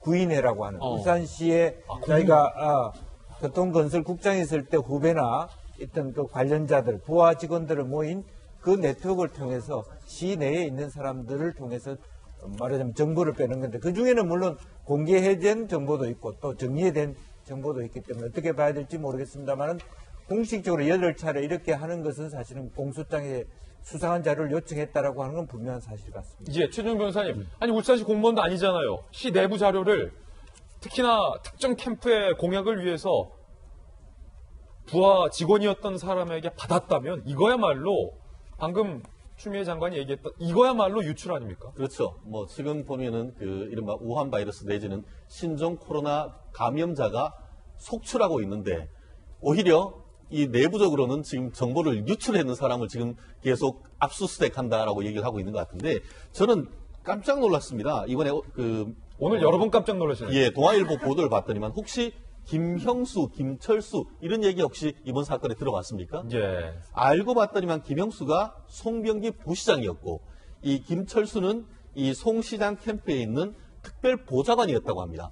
실제 이 사건에 있어서 내부적인 이제 그 하명 수사를 하는데 송병기라고 하면은 실제 이해관계에 있는 사람 아닙니까? 그렇게 해서 그 조사를 받으면은 누가 그거 믿겠습니까? 그러니까 경찰 조사를 하면서 전 대성 레미콘 대표의 운전기사다. 이렇게 해서 했다는 걸 보면은 이게 바로 하명 수사에 따르는 뭔가를 조작하려고 하는 굉장히 중요한 가명 어떤 그 조작 수법 아니겠습니까? 이런 부분에 대해서 이거를 감추려고 드디어 이렇게 그 법무장관까지 나섰느냐 이런 비판이 있는 것 같은데 아마 조만간 아마 1탄, 2탄까지 나왔으니까 이 동아일보 채널의 3탄 저는 내용이 무엇일지 정말 궁금합니다. 예. 자, 공소장 네 번째 대목인데요. 청와대의 선거 의혹에 대해서 수사를 했던 검찰의 공소장은 총 A4 용지 71쪽 정도의 분량입니다. 그 분량에 이런 대목들이 등장합니다. 윤석열 총장이 저희들은 해석하기를 문재인 대통령을 겨냥한 청와대의 추가 수사를 예고한 것 아니냐라고 해석을 했는데요. 공소장은 71쪽 A4 용지, 청와대 선거 개입 의혹이고요. 공무원의 선거 중립을 강조하며 대통령을 공소장에 언급했다. 13명의 공소장이거든요. 거기 대통령이 들어갈 이유가 없거든요. 그런데 검찰의 공소장엔 대통령이 등장을 한다는 거예요. 이 부분이에요. 특히 대통령이나 대통령 업무 보좌하는 공무원은 선거 중립성이 더욱더 특별히 요구된다라고 검찰은 명시를 했다는 겁니다. 국가기관이나 공무원이 특정 정치 세력과 동일시하거나 선거 유불리에 영향을 미쳐서는 안 된다. 현 정부와 여권에서는 지방 권력을 교체함으로써 국정 수행 동력을 확보하고자 했다. 검찰은 송초로 개인의 위법이 아닌 여권의 정치적 기획 선거다라고 판단을 했다라는 겁니다. 이 부분이 심상치 않은데 최 박사님, 어쩌면 검찰의 수사 결론일 수도 있겠다라는 느낌이 들어요. 대통령이나 대통령을 보좌하는 사람은 특정 정치 세력과 동일시하거나 선거 유불리에 영향을 끼쳐서는 안 된다. 상당히 상식적인 말인데 마치 뭔가의 교훈을 주듯 검찰이 이렇게 공소장 초기에 썼다는 거예요? 근데 검찰이 공소장에 저렇게 쓴 것이 교훈만 주려고 했겠느냐라는 대목에서 그 뉘앙스에서 저는 겁이 나요. 왜냐하면 노무현 전 대통령 같은 경우가 정치적 중립성과 관련돼서 좀 말을 잘못해가지고 탄핵 위기까지 몰렸었잖아요. 탄핵은 안 됐지만. 근데 지금 대통령이나 그 보좌관들이 공무원들의 정치적 중립성을 위반하고 더군다나 그것을 노골적으로 표현했든 암시를 줬든 넛지를 해서 알아서 먹게 했든지 간에 보좌관들이나 비서실장들이 만약에 관련돼서 이러한 선거가 진행됐고 지인에게 지인이든 30년 직이든 그 한풀이를 8번 떨어지고 애석해하고 슬퍼하는 친구의 그 한풀이를 위해서 그런 어떤 힘을 발휘했다라고 하면 선거가 끝난 이유가 아니라 우리 지금 문재인 대통령 후반은 굉장히 어려울 수도 있고 저는 우리나라가 걱정됩니다. 예. 네. 검찰의 공소장과 관련돼서 어제 이어 오늘도 새로운 부분들 저희들이 단독 보도해 드렸습니다. 추미애 법무부 장관이 막은 이 공소장, 과연 우리 시청자 여러분들은 어떻게 판단을 하십니까? 잠시 후에 저희 김진의 돌직구쇼 생방송 본방이 끝난 직후에 저희 김진의 돌직구쇼 유튜브 독립 채널에서 인터넷 라이브 방송 2~3할로 시간에 오늘 다 못다한 이야기들 잠시 후 저희 유튜브 라방 2~3할로에서 또 상세하게 이야기 나눠보겠습니다. 이따 라방에도 또 많은 참여 관심 부탁드리겠습니다. 이번엔 저희가 준비한 세 번째 이슈를 공개합니다. 선거 69일 앞으로 다가왔습니다. 앞자리가 바뀌었습니다. 총선의 이슈도 지금까지 얘기했었던 검찰의 공소장 내용에 크게 총선의 이슈로도 작용할 것으로 보입니다. 총선 알림판 저희들 오늘 준비했습니다. 함께 보시죠. 하나하나씩 정해드리겠습니다. 돌직구쇼 총선 알림. 첫 번째 알림은요. 문재인 대통령과 박원순 서울시장이 만났습니다. 대통령이 물어봤고 시장은 답했는데 훨씬 잘한다. 시장이 이렇게 답변을 해서 논란이 일고 있습니다. 훨씬 들어보시죠. 우리 시장님은 메르스 사태도 경험을 하셨는데 우리 다 같았습니다. 어떻습니까? 지금 그런 지자체와 중앙정부 간의 협력체계 또는 민간 간의 협력체계가 좀 아무래도 경험을 가지고 학습 효과가 있기 때문에요. 훨씬 더 잘하고 있다고 생각합니다. 메르스 때는 질본하고 소통이 안 돼서 그게 가장 큰 문제였습니다. 사실은 김영주 의원님 이 장면을 보면서 많은 분들은 여러 가지 생각을 할 것 같아요. 생각은 자유겠지만 제가 보기에는 저는 좀 뭐랄까요.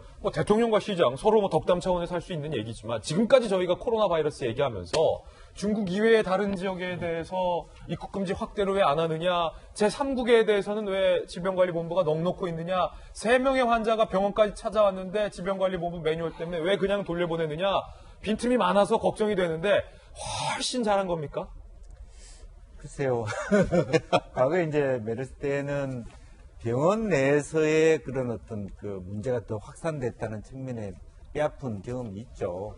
그렇다고 지금 현재 상태에서 더 지켜봐야 될 지점인데 훨씬 잘하고 있다고 말하기는 좀 어려운데 그렇다고 대통령이 물어보시는데 의도가 뻔한데 너무 잘 못하고 있습니다. 이렇게 얘기하기는 또 그러기도 좀 그래요. 또 비교해봤을 때 거의 지금 초동 수준에서 그렇게 나쁘지 않은 건 사실이고 지금 현재 확진자가 늘어나고 있습니다. 아직 그러나 판단할 수 없다는 부분이고요. 제가 좀 한편으로 웃었던 장면, 성동구청장이 임종석 실장의 보좌관 출신이거든요. 아, 그렇군요. 네. 그러니까 또 그런 지점도 또 있는 거예요. 옆에 계신? 네. 지금 옛날에 질병관리본부 하고 소통이 잘 안 됐다라고 하는 부청장님하고 또 이제 임종석 전 비서실장하고의 관계 때문에 좀 더 모르는 지역에 가서 물어야 되지 않느냐 생각이 듭니다. 한편으로는 좀 이런 아쉬움도 드는데 최청 박사님, 왜냐면 이 부분이 사인 간 개인 간의 대화라면 뭐 괜찮지만 기자들 다 있었던 자리였단 말이에요. 국민들의 우려도 박원순 시장이 모르시지 않다면 대통령님 뭐 초기 대응 잘하고 있다고 생각합니다. 지금까지는 그래도 잘하고 있는데 그래도 긴장을 늦춰서는 안 될 것 같습니다. 하다못해 소신 발언 있잖아요. 그렇죠. 중국에 할 말은 좀 하셔야 될 것 같습니다. 뭐 이런 정도의 발언을 기대했다면 제가 좀 과한 건가요? 과한 게 아니고 그 대통령 자체의 질문 자체가 우리가 여론조사에도 최근에 뭐 비판도 KBS 여론조사도 뭐 비판한 게 뭐냐면 앵커를 내려주고 질문을 하잖아요. 잘하고 있습니까? 라고 하면 잘한다거나 좀 부족하다거나 답이 나오거든요. 문제점은 거기서 얘기를 못 하죠. 왜? 이미 닻을 내려놓고 질문을 하는 거니까. 또 박원순 시장은 경험도 있는데 저는 뭐 좀 객관적으로 아직은 상황이 종료된 건 아니지만 질병관리본부에서 정말 최선을 다해서 하고 있다라는 걸 인정을 해줘요. 그러나 지자체나 이런 데서도 조금 더 신경을 써야 되고 아직도 부족한 부분들이 좀 있기 때문에 저런 식으로 자아자찬을 하는 것은 오히려 국민들에게 주는 메시지는 이거 너무 방심하는 것은 아닌가라는 그런 그 메시지를 줄 수가 있기 때문에 저런 식의 답변은 오히려 앵커께서 말씀하신 대로 긴장을 늦춰서는 안 되고 그리고 이제 시진핑 같은 경우가 이제 우리 한국을 오는 것을 6월 달로 미뤘다고 하잖아요. 뭐 그런 측면에서의 어떤 대응 같은 것들 그런 것들이 좀 더 이야기가 전해졌으면 하는 아쉬움이 좀 느껴지네요. 이수 변호사님. 네, 저는 이제 대통령께서 저렇게 어디 이제 일정을 간다 그러면은 미리 참모진들이 그 현장 메시지들을 만들어줘요. 준비를 해야 된단 말이에요. 그리고 현장에서 그 박원순 시장이나 성동구청장하고 어떤 얘기들을 할 건지가 좀 아웃라인이 잡히는 거예요. 그러면 저는 저 대통령의 애드립인지, 그러니까 즉흥에서 나온 질문인지 아니면 준비된 질문인지는 모르겠습니다만은 애드립이라고 하더라도 저는 문제지만 이게 만약 준비된 질문 안에 저 질문이 있었다고 하면 정말 안일하게 생각하고 있는 게 아니냐. 그리고 이것을 뭐 메르스 때라고 얘기를 했지만 전 정권하고 뭔가 이 정권을 비교해 가면서 가는 거는 좀 이 정권이 무슨 태생에 대한 컴플렉스가 있나 이런 생각까지 들 정도로. 왜 굳이 전 정권과 계속해서 비교를 하고 의식을 하느냐. 그냥 이 지금 이런 그 전염 그 이런 질환에 대해서 그 대응책에 대해서 어떤 것 같으냐든가 뭐 좀 그 일반적인 얘기를 하는 것이 더 맞았던 것 같고 그다음에 현장의 메시지가 이 뭐 보건소가 지역사회의 감염을 막는데 큰 역할을 해달라라는 이제 원론적인 부탁과 함께 이 지금 이제 그 보건당국 공무원들의 좀 고생이 많다라고 해서 위로의 말을 하셨어요. 그거는 뭐 대통령으로서 상당히 적절한 얘기긴 하지만, 그러니까 지금 그 보건당국 그 관련해서 일하시는 분들의 노고 저 충분히 이해를 합니다. 그리고 감사하게 생각을 하고요.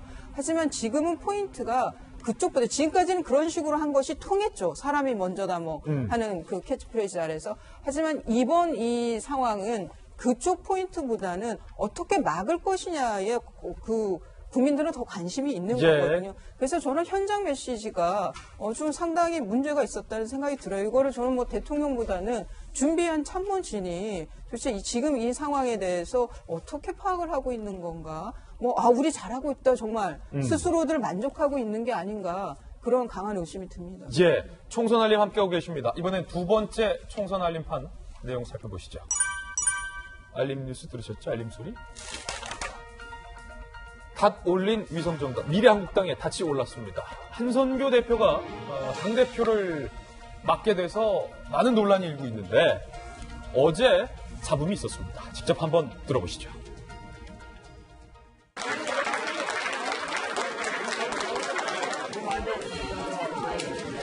자유한국당과 미래한국당 한마음 한몸으로 움직이면서 문재인 정권 심판의 대의를 위해서 손잡고 달려갈 것입니다.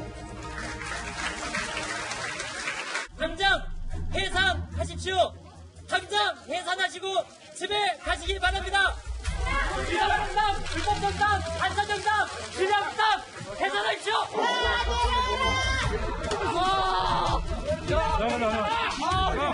와주신 강원동 여러분 안녕하시죠.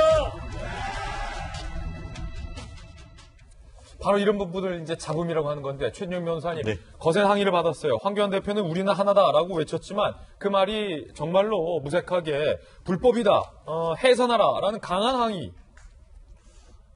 그렇습니다. 실제로 그 황교안 대표 같은 경우에는 한마음 한몸으로 움직이는 문재인 정권 심판이라는 대의를 가지고 한몸으로 갈 것이다. 이렇게 얘기를 했는데 지금 그 화면에 보이는 분은 미래당의 오태양 공동대표란 분인 것 같습니다. 돌발적으로 나와가지고 불법 정당이다. 해산하고 집에 가시라라고 해서 해프닝을 일으켰는 것 같은데요. 결국 그 아시다시피 이른바 4+1의 어떤 그 패스트트랙에 따르는 준준 연동형 비례대표제와 같은 제도의 개편에 따라서 한마디로 장군 그러니까 야권에서는 멍군 하면서 미래한국당을 내놨는데요. 이분에 대해서는 지금 여당 같은 경우에는 꼼수다라고 하는 반면에 한국당 같은 경우에는 이게 바로 정당행위다 이렇게 얘기를 하고 있지 않습니까? 어쨌든 제도적으로 허용된 그런 상황 속에서 아직까지 이 안정된 모습을 가지지 못하고 있는데 한국당으로서도 이와 같이 한국당과 바른미래당을 어떤 식으로 운영해 갈지 빨리 어떤 제도적 안정을 취해야 될 때가 아닌 것 같습니다. 예, 이번에는 세 번째 총선 알림도 마저 살펴보겠습니다. 종로에 대타 카드가 지금 거론되고 있고요. 자의반 타의반 대타 논란의 두 명의 인물입니다. 홍정욱 전 의원과 오랜만에 보죠. 최동욱 전 검찰총장. 헌혜자 논란으로 불명예 퇴진을 했다라는 평가를 받고 있는 두 명이 여야 모두에서 자의반 타의반 대타로 부상을 하고 있습니다. 먼저 홍정욱 전 의원 얘기부터 살펴보겠습니다. 황교안 대표 대타로 홍정욱 전 의원에 대한 출마 카드가 만지작 얘기가 나오고 있어요. 종로 대타. 어제 홍정욱 전 의원의 테마주는 상한가. 김영호 공관위원장이 오늘 마침 미국에서 귀국하는 홍정욱 전 의원을 만나서 홍 의원 종로로 가라. 타진한다는 거예요. 홍정욱 전 의원 역시 종로 출마로 정치적 승부수의 의지를 피력하기도 한 바 있었다라는 설도 지금 나오고 있어요. 최근에 사실 홍정욱 전 의원의 딸 문제로 한번 곤혹을 겪었지만 다른 딸 아빠는 아빠 아니겠습니까? 선거 앞두고 이런 제의가 갈 것 같다라는 얘기, 전망이 나오고 있는 상황인데 최창원 박사님, 사실은 홍정욱 전 의원에 대해서 정치권에서 계속해서 러브콜이 있었던 것은 사실이에요? 잘생겼잖아요. 일단 잘생겼다. 네, 잘생겼고 뭐 공부도 잘한 것 같고 또 요즘에 최근에 자금도 많이 확보를 했어요. 헤럴드 경제하고 코리아 헤럴드 같은 거를 중흥그룹에 넘겼죠. 뭐 정확한 소식인데 680억 정도를 확보를 했다 하고, 그러니까 이제 현금도 있는데 딸이 LSD라고 하는 마약을 가지고 한각제 한국에 들어와서 집행유예를 받았거든요.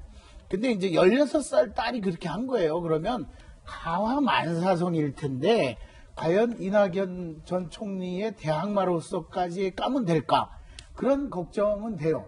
물론 이제 본인의 역량은 또 별도로 다 이제 평가를 할 수가 있고 그동안에 이제 국회의원도 한번 하면서 경험했던 바도 있긴 한데 제가 보기에는 그러한 것들을 하기 전에 훨씬 더 많은 국가에 대한 봉사와 헌신 같은 것들이 있었어야 되는데 그런 게 좀 아쉬운데 과연 대항마가 될까? 저는 좀 어렵다고 봅니다. 예, 뭐 개인적인 판단들이니까 다르게 생각하시는 분들도 있을 것 같고요. 또 다른 대타, 민주당 쪽에서는 최동욱 전 총장 얘기 나왔습니다. 들어보시죠. 저는 최동욱 총장 같은 분을 우리가 모실 수 있으면 참 좋지 않을까 그런 생각이 드네요. 검찰이 해야 할 어떤 그 본연의 어떤 역할에 대한 책임감이 있었고 그것 때문에 희생을 당하고 그런 분 아닌가요? 그래서 저는 또 좋은 이미지를 갖고 있습니다. 원희영 의원이 지금 검찰로서 해야 할 일에 대해서 했다라는 발언을 하는 것이 지금의 얽혀가는 사정과 겹쳐봤을 때 과연 어떤 분들이 보시는 분들이 어떻게 판단할까도 궁금한데 최동욱 전 총장 얘기도 대타로 나와요.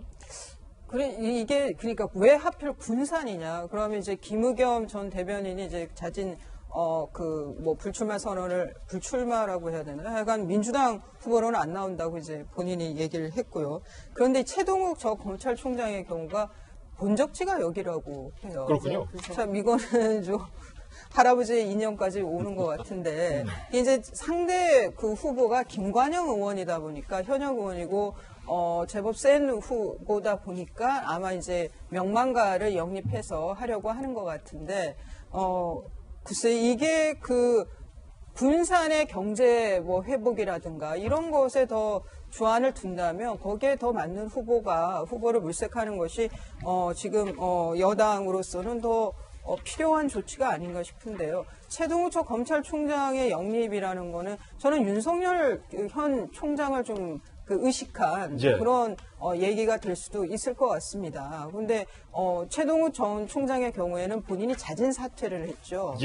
그러면 제가 너무 비꼬아서 듣는지는 몰라도 그럼 윤석열 총장에게도 그럼 자진 사퇴의 어떤 뜻을 두고 있는 건가? 뭐 그런 생각도 들고요. 여러 가지. 그거는 아니겠죠. 근데 자진 사퇴 이유가 그때 뭐 혼외자 문제 좀 이런 게 엮여 있었잖아요. 그러다 보니까 좀 결도 많이 다르고 제가 볼 때는 앞서 홍정욱 씨도 그렇고 괜히 출마했다가 또 그 딸 얘기 분명히 또 정치적으로 나올 거거든요. 최동욱 전 총장도 그렇고 저는 가능성은 좀 본인들이 안 한다고 하지 않을까라는 생각이 좀 드네요. 아직까지는 뭐 주변에서 좀 나와라라는 맞아요. 분위기니까 총선 알림 3가지 전해드렸습니다. 이번에 저희가 준비한 다음 순서입니다. 오늘의 학교 시간인데요. 오늘은 과연 어떤 분들이 학교 4인방에 선정됐을지 바로 만나보시죠. 대학가에서 개강이 연기되고 있어요. 그리고 이슈는 중국인 유학생들입니다. 중국인 유학생들이 대거 지금 들어올 것으로 예측되기 때문에 개강이 연기되고 있다. 그리고 초등학교와 학원들이 휴원되고 있다는 소식도 들어와 있고요. 미국 소식도 한번 보겠습니다. 트럼프와 펠로시와 부티지지 한 번에 소식 전해드리겠고요. 김용민 씨 소식도 들어와 있고 쿨의 이재훈 씨 얘기도 오랜만에 들어와 있습니다. 하나씩 전해드리죠. 개강을 앞두고 7만 명에 달하는 중국인 유학생들이 입국할 것으로 예상돼 신종 코로나 바이러스 확산에 대한 우려가 컸는데 결국 교육부가 대학 측에 4주 이내 개강 연기를 권고했습니다. 정부가 대학에 개강 연기를 권고하는 건 사상 처음 있는 일이에요. 이에 따라 중국인 유학생이 많은 서울 소재의 대학은 개강을 1, 2주 연기할 것으로 보입니다. 이미 중국인 유학생 숫자가 많은 경희대, 동국대, 서강대, 중앙대 등등은요. 자체적으로 1, 2주 개강 연기를 결정한 상황이라고 합니다. 또 앞으로는 중국 후베이성뿐만 아니라 중국을 거쳐 입국하는 모든 유학생과 교직원에 대해서도 14일간 등교 중지와 업무 배제 조치를 할 예정입니다. 하지만 이미 9,500여 명의 중국인 유학생이 입국한 상태라고 해요.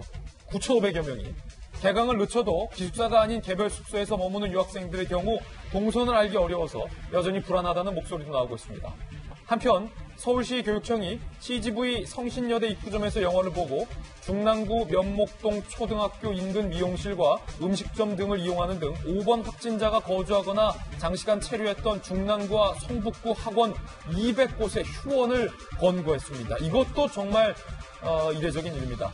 지역 유치원과 학교 42곳에 휴원 명령도 내려졌습니다.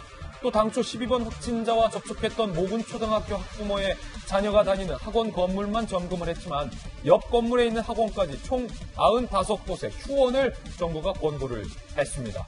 서울시 교육청이. 하지만 접촉자의 자녀가 다닌 학원명을 공개하지 않고 있어서 학부모들 사이에서는 정확한 학원명을 공개해야 한다는 원성의 목소리도 나오고 있는 상황입니다.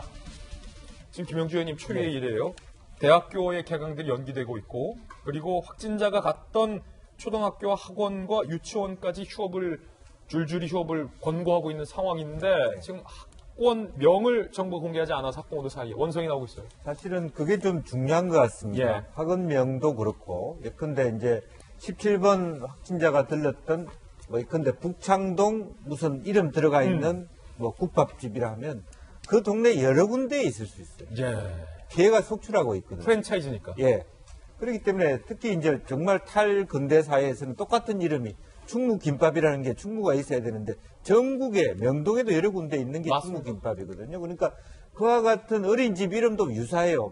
해오름 어린이집 그런 유치원도 이름도 그럴 수 있기 때문에 보다 그런 혼란을 줄이기 위해서 오히려 솔직하게 어디에 있는 무슨 유치원, 어디에 있는 무슨 김밥 이렇게 정확하게 적시해 주는 것이 그렇지 않아도 경제적으로 어려운 소상공인들에게 도움이 되는 그런 부분이 아닌가 싶고요. 괜히 막연하게 무슨 구에 무슨 음식점 하면 그게 수십 개 있을 수 있기 때문에 오히려 더 솔직하게 하려면 아주 구체적으로 인지할 수 있도록 해줘야만 다른 피해가 없지 않겠나. 그리고 그것이 더 빨리 그 문제를 해결하는 방법이다 그렇게 봅니다. 특히 지금 논란이 되고 있는 목동 지역 같은 경우는 학원이 정말 많거든요. 그러니까 한 건물에 학원이 몇 개, 바로 다닥다닥 또 붙어 있어요. 학원 가보면 이 건물. 지금 서울시 교육청에서 이 학원뿐만 아니라 옆에 붙어 없던 95곳의 학원까지 휴원을 권고했는데 기왕 휴원을 권고했으면 휴원을 권고한 학원 명과 그 이유에 대해서도 사실은 공개하지 않을 이유가 없잖아요. 왜 이걸 막고 있는지 모르겠습니다. 그렇습니다. 그래서 전체적으로 보면 아예 그래서 어떤 대학생이 만든 홈페이지보다 못한 행정력이 나타나는 거죠. 그래서 정말 궁금해하는 사람의 입장에서 가이드를 해줘야 돼요. 왜 여기는 가면 안 되는지를 명확하게 하고 어떤 병에 걸려 있었던 거고 누가 해당자인 것이고 또 그런 부분 언제 있었던 일이고 또 그래서 우리가 어떤 조치를 하고 있고 이런 것이 종합적으로 만들어져야 될 것 같거든. 그래서 오히려 지역에 그런 어떤 맵 같은 걸 만들어서 이 지역에 확진자가 많이 발생되고 있고 그걸 매일매일 업데이트하면 어디에 스스로가 국민들이나 주민들이 안 갈 수 있잖아요. 왜 그런 데이터를 안 만들어주는 것인지 이것이 핵심적이고 이 주변에 이래서 연동적으로 문제가 발생되고 있다. 거기까지 좀 해줬으면 좋겠습니다. 지금 김영주 의원님이 부시장을 하시고 계셨어야 이걸 했을 텐데 그때 할 때는 또 그래가지고 좋은 말씀 감사합니다. 두 번째 앞으로 소식 만나보시죠. 앙숙 관계로 알려진 트럼프 대통령과 펠로시 하원 의장이 아주 살벌한 기싸움을 벌였습니다. 여기도 뭐 난리예요. 트럼프 대통령은 펠로시 의장과 눈도 마주치지 않고 그녀에게 연설문을 건넸는데요. 연설문을 받은 펠로시 의장이 트럼프 대통령에게 악수를 청했지만 이를 무시하고 쌩하니 등을 돌린 거예요. 트럼프 연설 내내 심히 불편한 기색을 보인 펠로시 의장. 장장 1시간 반 동안 이어진 연설이 끝나자마자 반격에 나섰는데 그 장면 직접 보시죠.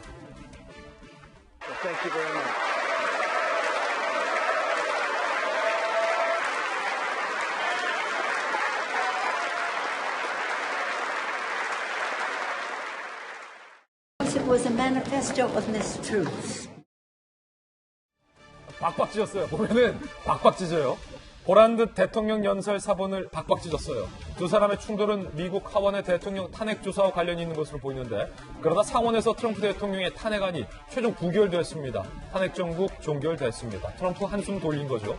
한편 미국 아이오와주에서 대이변이 일어났습니다. 바로 최연소 대선 후보인 패트 부티지지 후보가 중간 개표 결과 1위를 달리고 있는 것. 38세의 나이입니다.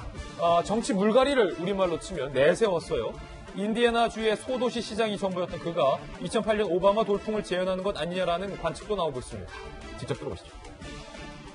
We will win big enough to send not just Donald Trump's presidency, but Trumpism itself into the dustbin of history where it belongs. Intelligent, he really thinks well on his feet, and I like what he is talking about, kind of in a moderate. 30대의 나이 그리고 성소수자 비교적 정치 시인인 부티지지가 지지를 얻는 이유는 기성 정치에 대한 반감이라는 분석이 나오고 있습니다.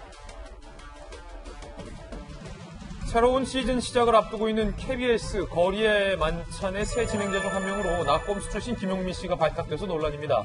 거리의 만찬이란 프로그램은 박미선, 양희은, 이지혜 씨가 MC로 출연하며 여성의 시선으로 사회적 이슈를 바라본다는 점에서 많은 호평을 받았는데 시즌2를 시작하며 기존 여성 MC를 모두 교체하고 발탁된 김용민 씨는 과거 여성 혐오 발언, 왜곡된 성인식 등으로 논란이 됐던 인물. 그런 그가 여성 친화 프로그램을 진행한다는 게 이슈입니다. 부적절하다는 비판이 이어지고 있는데 KBS 시청자 게시판에는 시청자를 우롱하는 처사, 방송 진행할 자격이 없다 등의 비판이 잇따르고 KBS 노조도 김용민의 출연 강행은 KBS의 신뢰와 경쟁력 하락뿐이라며 MC 발탁을 철회해야 한다고 목소리를 높였습니다. 또한 기존 MC 교체를 반대하는 청원글도 등장해서 6,000명 이상이 동의를 얻었는데요. 논란이 거센 와중에도 KBS 관계자는 시청자들의 우려를 불식시킬 수 있는 프로그램을 준비 중이라며 기자간담회를 통해 구체적인 입장을 밝히겠다고 진행자를 교체할 뜻이 없음을 밝혔습니다. 그 김재동 씨 논란 때도 한번 KBS가 비슷한 논란을 겪은 바 있었죠. 1994년 데뷔해서 해변의 연인, 애상 등 수많은 히트곡으로 많은 사랑을 받은 혼성그룹 쿨의 이재훈 씨가 깜짝 고백을 했습니다. 이미 결혼해서 애도 둘 낳았다는 거예요. 두 아이의 아빠이자 남편이라는 사실을 전한 건데 이재훈 씨는 한 언론과의 인터뷰를 통해 2009년에 여자친구와 부부의 연인을 맺고 2010년 딸, 2013년 아들을 낳아서 행복한 가정을 꾸리고 있다고 밝혔습니다. 이재훈 씨는 무려 11년간 결혼과 출산 사실을 밝히지 못한 이유에 대해서 결혼식을 올리지 못해서 공개 시기를 놓쳤고 일반인인 아내가 주목받는 삶을 부담스러워해서 조심스러웠다고 말했습니다. 이 같은 깜짝 고백에 팬들은 상반된 반응을 보였는데요. 이제라도 용기를 냈으니 다행이라며 축하의 메시지와 너무 오래 숨긴 것이 이해가 안 된다. 상처되는 일이다라는 반응도 있었습니다. 길씨 역시도 저희 채널A와의 프로그램에서 결혼한 사실을 공개해서 많은 분들이 놀랐는데 길에 이어서 이재훈 씨까지 결혼했다라는 사실 뒤늦게 공개가 됐군요. 한편으로는 장영 교수님 좀 이해가 돼요. 일반인도 아니고 연예인이다 보니까 본인의 숨기고 싶은 사생활이 있을 수도 있겠죠. 그리고 이재훈 씨가 만약에 일반인이라고 하면 굳이 더 공개할 필요도 없는 거고. 그렇죠. 저거는 정말 사생활이에요. 다만 결혼했단 말을 안 한 것 자체가 이제 방송을 출연하다 보니까 마치 싱글인 것처럼 사람들이 이야기할 때 차마 아니다라고 말을 못한 것은 어쩌면은 거짓말이 될 수도 있겠습니다만 저는 이렇게 솔직하게 이야기를 하면 본인이 사실 거짓말은 나쁜 거잖아요. 그럼에도 불구하고 보는 사람들이 그럴 수도 있겠다 이해할 수 있는 게 또 인간이거든요. 그렇기 때문에 어떤 일이든 과오를 저질렀다가 덮으려고 하기보다는 이렇게 오히려 내가 이랬다 저랬다를 솔직하게 털어놓으면 그럴 수도 있었겠구나라고 마음이 열릴 만한 사실 전 이번 사건은 특히나 가정에 관한 이야기고 아내에 관한 이야기고 아이에 관한 이야기다 보니까 사람들이 물론 실망했다 충격받았다 하는 분들도 계시겠지만 여성 팬들 중에서는 오히려 잘 되기를 기도하는 분들이 훨씬 많을 거예요. 행복하시길 바랍니다. 저는 가정생활 그런 거는 큰 문제가 없으니까 저런 건 밝혀드는데 앞에 거리의 만찬 같은 경우에는 여성을 타켓으로 해서 정말 섬세한 방송이고 저도 즐겨봤는데 그런 측면에서 김영민 씨 같은 경우가 목사님 아들인데 사실은 말을 굉장히 거칠게 하고 그리고 정치적으로도 사실은 출마했다가 출마도 접고 그리고 KBS가 저널리즘이나 제가 방송 이렇게 보면 저도 KBS 오래 했지만 우리가 수신료, 시청료를 과연 이게 전기료에 포함해서 내야 되는지에 대한 의심을 지금 하게 돼요. 저는 그게 법적으로 좀 분리가 됐으면 좋겠어요. 이렇게 계속 자기들 중심적으로만 자기들 방송을 만들어 간다면 우리가 그거를 수신료를 내서 방송을 유지시켜 줄 이유는 없잖아요. 차라리 채널A에다 좀 내면 모를까. 개인적인 마음은 받겠습니다만 수신료를 저희한테 굳이 주시지 않으셔도 됩니다. 수신제가 좀 하셔야 돼요. 수신제가를 하시라는 말씀. 개인적인 의견도 들어봤습니다. 60초 광고 후에 저희는 돌아오겠습니다. 잠시 후에 뵙죠. 지난 월요일부터 저희 김진의 돌직구쇼 유튜브 독립 채널에서 인터넷 라이브 방송 라방을 우리 시청자 여러분들에게 선보이고 있습니다. 이름하여 이사말루. 많은 분들이 도대체 이사말루가 무슨 뜻인지 모르시는 분도 계시다는 얘기도 하셨습니다. 이사말루 야구 용어인데 저희가 돌직구쇼 아니겠습니까? 이사말루 말루인데 두 명의 주자가 앞서서 아웃이 된 겁니다. 딱 한 번의 기회가 남았을 때 과연 안타 칠지 홈런 칠지 진짜 배기가 남았다는 뜻이죠. 인터넷 라방 이사말루 지금 이미 시작됐습니다. 이사말루 김진의 돌직구쇼 독립 유튜브 채널로 지금 들어오시기 바랍니다. 오늘의 주제 단연 검찰의 공소장 새로운 내용 추미애 법무장관 외망나와 관련해서 심층적인 이야기 못다한 이야기 전해드리겠습니다. 저희는 내일 아침 9시 15분에 더욱더 풍성한 소식 들고 인사드리겠습니다. 오늘 하루는 분명 어제보다 나을 겁니다. 좋은 하루 되십시오. 고맙습니다.